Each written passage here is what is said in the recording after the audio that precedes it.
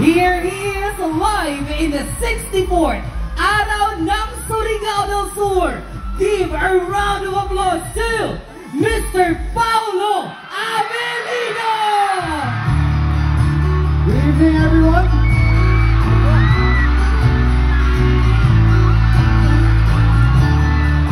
Kamusta kayong lahat?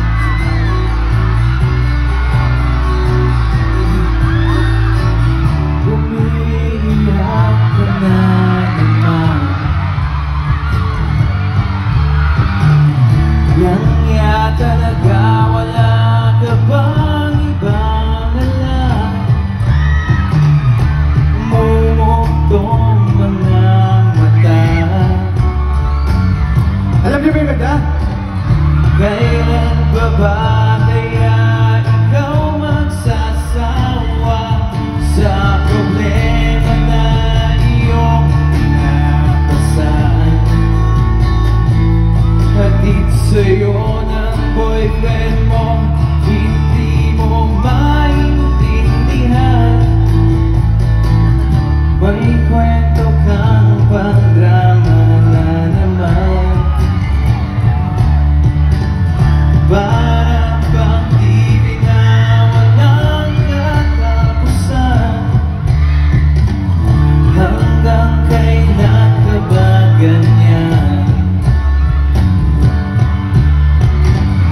Hindi mo ba alam na walang pupuntahan ang pagtsaga mo dyan sa boyfriend mo?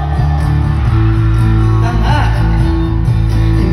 Wala nang ginawa kundi ang paluhain ka sa libo-libong magkakataon na tayo'y nagkasama.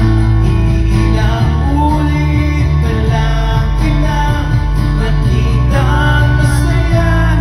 Naiinis akong isipin na ginaganyan ka niya. Siguro ay hindi niya na nalaman yung tunay na halaga.